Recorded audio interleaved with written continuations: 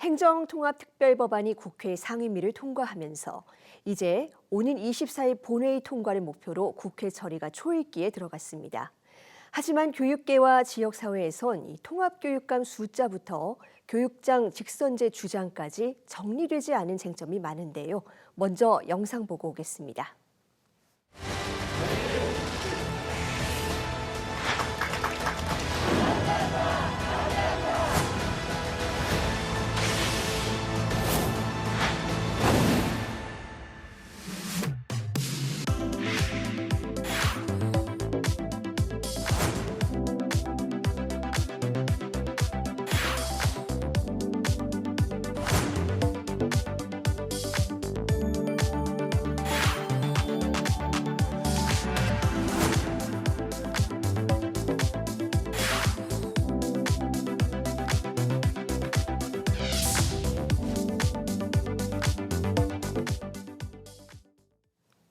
네, 행정통합법을 둘러싼 교육자치 쟁점들, 박현욱 경기대 교수와 함께 하나씩 짚어봅니다. 교수님 어서 오세요.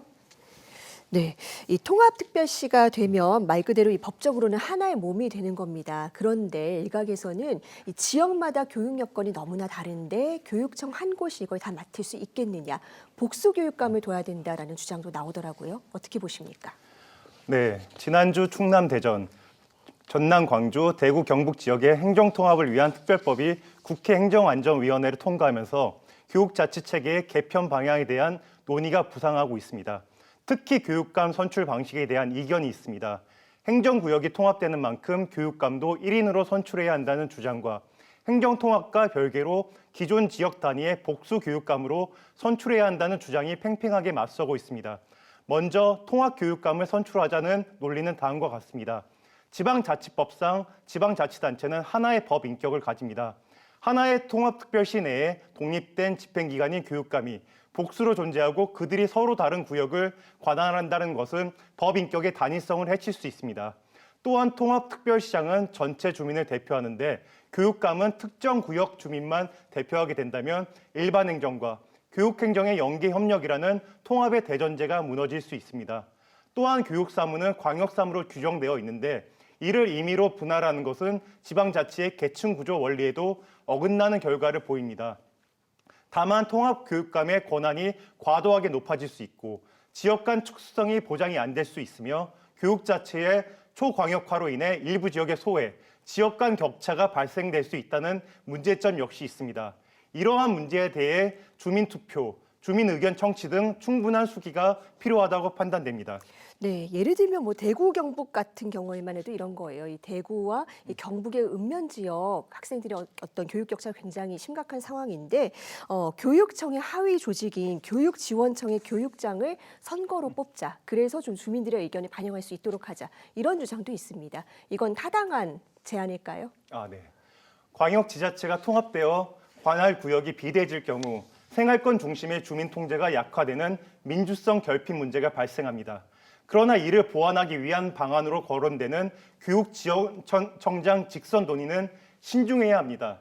첫째, 교육지원청의 법적 지위 오인입니다. 많은 논의가 교육지원청을 기초지방자치단체와 동격으로 오인하는 데서 출발합니다.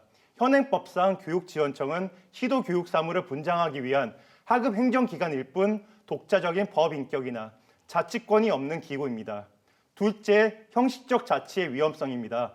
법인격과 조례재정권, 독립예산권이 없는 교육지원청의 장을 주민이 선출한다고 해서 실질적인 자치가 이루어지는 것은 아닙니다. 오히려 상급 기관인 통합교육관과의 갈등만 유발하고 주민들에게는 책임 소재에 혼란을 줄 수 있습니다.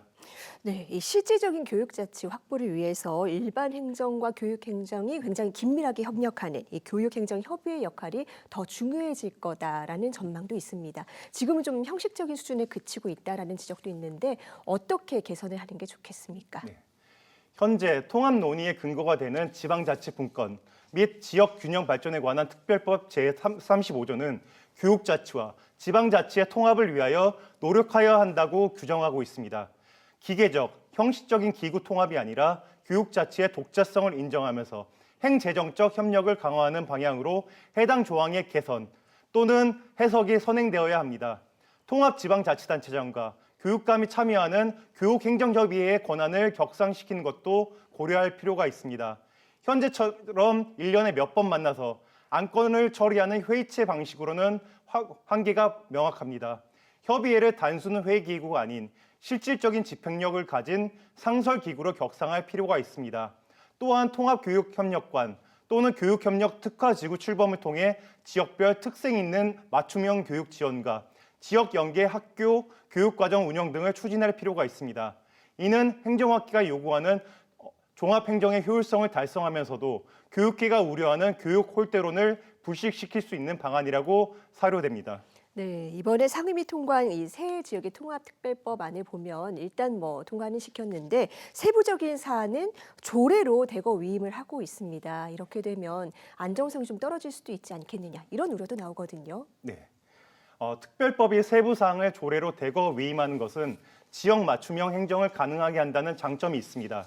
중앙 집권적 탑다운 방식의 행정이 아니라 지방의 자율성을 부여하며 지방자치, 교육자치의 수준을 높인다는 점에서 의미가 있습니다. 다만 특정 정당이 지방의회를 장악했을 때 제정된 통합조례가 다음 선거에서 다수당이 바뀌면 하루아침에 폐지되거나 전면 개정될 수 있습니다.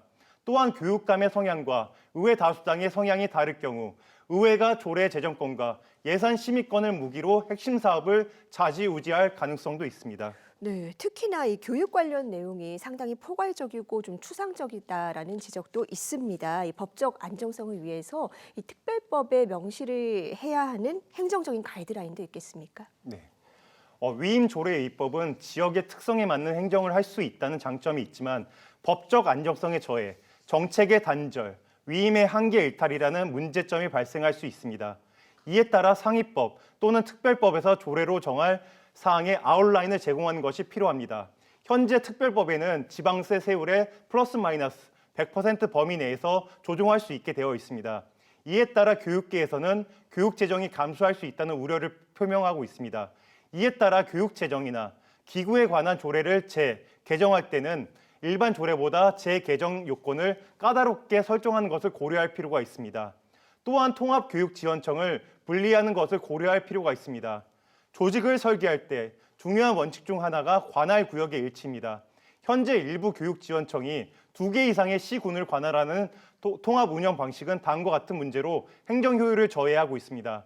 시도교육청 수준에서는 초광역 통합을 통해 정책 기획과 거시적 자원 배분의 효율을 꾀하더라도 실제 주민과 만나는 집행 기능은 기초 지자체 단위로 잘게 쪼개어 밀착형 서비스를 제공할 필요가 있습니다. 광역은 통합하여 경쟁력을 높이되 기초는 분리하여 집행 기능 및 행정 서비스의 질을 높이는 것이 필요하다고 판단됩니다. 무엇보다 지자체장과 교육관과의 협력적 거버넌스를 통해 행정과 교육의 연계가 이루어지고 통합을 통해 주민들의 삶의 질이 높아지는 것이 최우선이라는 것을 항상 염두에 한다고 생각합니다. 네, 특별법 통과는 끝이 아니라 새로운 실험의 시작이죠. 이제 정말 시간이 얼마 남지 않았는데 지역의 특수성을 살리면서도 통합의 시너지를 낼 수 있는 정교한 설계를 준비해야겠습니다. 교수님 오늘 말씀 잘 들었습니다. 감사합니다.